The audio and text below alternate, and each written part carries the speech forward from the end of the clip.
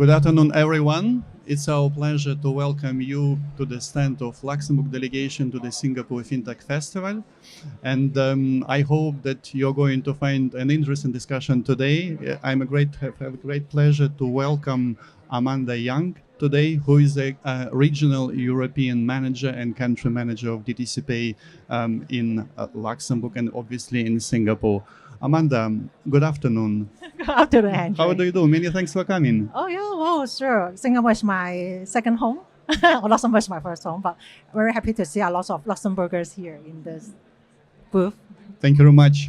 The major topic of our discussion is basically the role of stablecoins in the commerce. And my first question would be to you is, could you please introduce in a few words dtcpay as a company, what the company is about, and then what the company basically provides?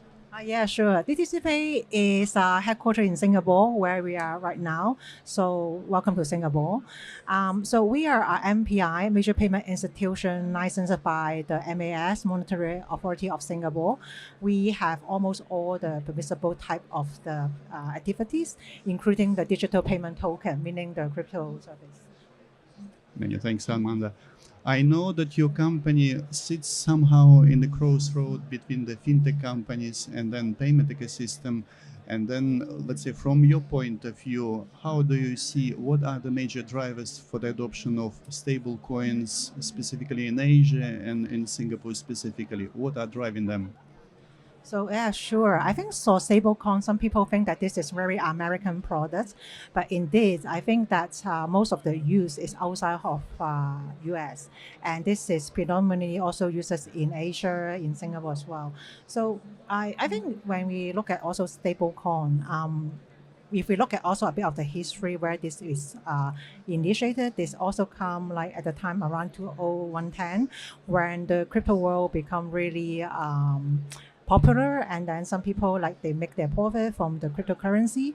But then they also have to have a way out to find this to take the profit out, or like to invest in other tokens or in other real world use. And I think the concept of stablecoin then developed from there. So they really want to have sort of the cryptocurrency, which is the sort of the cryptocurrency which will be stable and then also on-chain. So I think the concept of stablecoin was developed in around 2014, and I think we see that this is growing, and that's why in 2025 there's a huge increase of the adoption. Many thanks, Amanda. So we know that your company dtcpay is basically born in Singapore, and then we see that in Singapore, what concerns regulatory frameworks, we have MIS and its kind of vision and framework for the regulation of the stable coins. In Europe, we have obviously MiCA, which sets the framework for the stable coins. And then quite recently, we've been seeing the initiatives coming from the United States in terms of Genius Act. How would you see, what are the benefits of those kind of different legal frameworks from the dtcpay point of view? Yeah, I think for stablecoin, when we look at the history, when we look at also the history of the stablecoin, so this is driven by the pirate innovations, because they basically they have to find a way to define the rules, to define the technology, the method for develop something really stable. Because for cryptocurrency in the past, that was really quite volatile, but then the people want to preserve the values for the future use. So I think that when you look back of the development of the stablecoin, so there's a lot of the logic, a lot of the calculations. Some of them is algorithmic VMs driven. Some of this is one-to-one fiat backed. So we saw, of course, a lot of failure case, but there's also quite some successful case, like the USDT Tether, also the Circle, the USDC. And I think that what is driven for the success is also because of the regulations. Because when we look at that, the increased usage, like more than outside of the crypto world, basically the users would like to have the security, would like to have also the KYC back. So I think this is the reason why that when we see that now we have also like more than 40 jurisdictions who have their own stablecoin regimes, that will be making that more real life adoption in the upcoming years. Okay, very interesting. Amanda, I have another question for you, taking into account the fact that dtcpay basically provides payment-related activities and solutions for the merchants, and then in the cross-border settings. And specifically, if we're coming back to the stablecoin, what are specific kind of use cases of the stablecoins you see beyond, let's say, the crypto exchange use case? Indeed, there's many real-life adoption cases. Some of them include, I think, first of all, the exchange, they have to pay for their daily expenses, pay for their rent, staff salary, payroll, sponsorship fees for Formula One.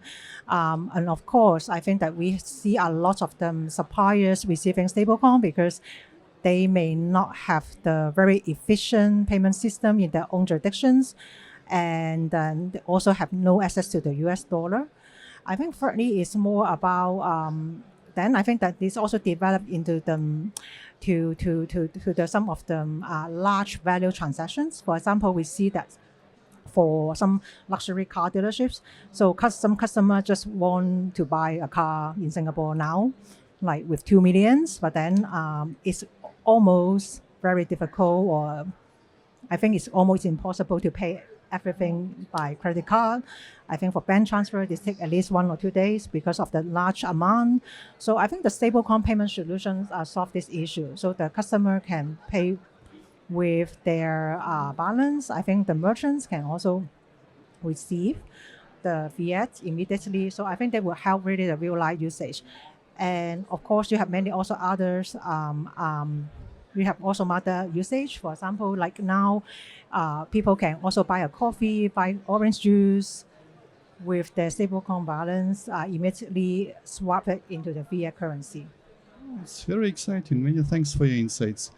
I would like just to elaborate a bit more, taking into account the fact that basically you have really diverse ecosystem of merchants and then diverse ecosystem of partners. And then I know that some of those partners basically come from traditional kind of financial background. And taking into account this, do you see any kind of challenges and difficulties in terms of adoption of your ecosystem by traditional financial institutions? What are the challenges that they face in terms of integration? Yeah, I think for users, they don't care too much about the technological part. I think for really the users, they care about the securities, care about the user experience, they care about also, of course, the pricing, etc. But I think for us, when we also expand overseas, I think one of the very important thing is about the compliance and regulations. And because in different jurisdictions, you have different licensing rules, you have different requirements on the travel rules of the KML, KYC. And when you really want to build up your infrastructure across the world, that has to be aligned and make sure that we will be fully compliant. I see. And then in this perspective, taking into account the fact that basically we see nowadays coexistence of different kind of rails in terms of the payment ecosystem. Do you see that from your point of view, in order to integrate stable coins, those kind of stable coin ecosystem should be integrated into the existing rails, like for instance, coming from SWIFT, or like for instance, SEPA, a single euro payments area, or it's better to create a standalone, or let's say token native ecosystem, which would be giving this option for the payments more efficient? Sure. So I think even you see that big banks like JP Morgan and DBS, they just also announced they will have developed a framework for the mutual exchange of the tokenized deposit. So that's clients of both banks can basically receive and send their deposits to the clients on the other side 24/7. So I think this is happening. And of course, we also see that for the Visa now, they basically accept the fact that they will have the stablecoin to fiat Visa card, so that the client can spend anywhere in the world using their card against the stablecoin balance. So I think this is really happening. Okay, thanks. We've been happy to watch the arrival of your company to Luxembourg since already a kind of time, and then we're happy to see you among the Luxembourgish payment and let's say financial ecosystem. My question to you: what basically motivated you to choose Luxembourg, to come to Luxembourg, and how do you see your role in Luxembourg, let's say at large, and then specifically in context of the digital assets?